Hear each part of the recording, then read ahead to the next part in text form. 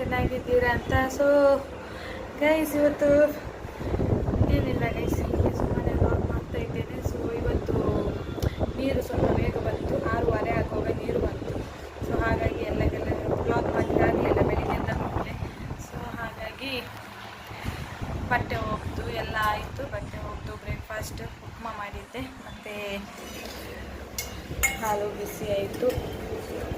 Guys ಈಗ ನಾವು ಹೊರಗಡೆ ಹೋಗಿ ಔಟಿಂಗ್ ಹೋಗಿ ಬಂದಿದ್ದೇವೆ. ಅಲ್ಲಿ ನನಗೆ ವ್ಲಾಗ್ ಮಾಡಲಿಕ್ಕೆ ನೆನಪೇ ಆಗಲಿಲ್ಲ ಹೋಗುವಾಗ.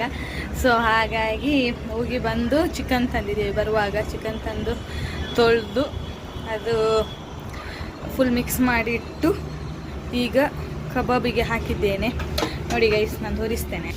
ನೋಡಿ ಗೈಸ್, ನಮಗಿವತ್ತು ಕಬಾಬ್ ಕಬಾಬ್ ಕಬಾಬ್ ಚಿಕನ್ ಫ್ರೈ. ಹಾಗಾಗಿ ಇವತ್ತು ಥರ್ಸ್ಡೇ ಅಲ್ವಾ, ಇವತ್ತು ಹಸ್ಬೆಂಡಿಗೆ ರಜೆ. ಸೊ ಹಾಗಾಗಿ ಚಿಕನ್ ಕಬಾಬ್ ಮಾಡ್ತಾ ಇದ್ದೀವಿ. ಲೈಟ್ ಇಲ್ಲ, ಸೊ ಸಿಲಿಂಡರ್ ಗ್ಯಾಸಲ್ಲಿ ಮಾಡ್ತಾಯಿದ್ದೇನೆ. ಮತ್ತು ವಿಂಡೋ ಕ್ಲೋಸ್ ಮಾಡಿದೆ, ಫುಲ್ಲು ಗಾಳಿ ಬರ್ತದೆ ತುಂಬ.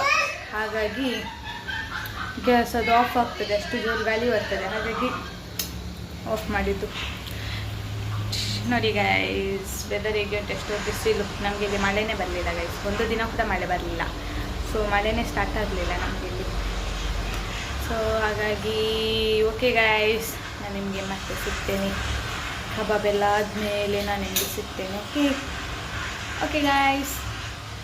ಗೈಸ್ ಊಟ ಎಲ್ಲ ಆಯಿತು. ಸೊ ಈಗ ನಾನು ಊಟ ಎಲ್ಲ ಆದಮೇಲೆ ಈಗ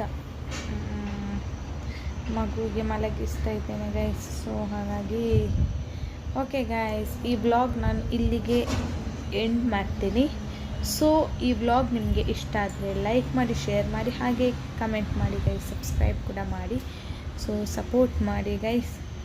so thank you for watching. Bye.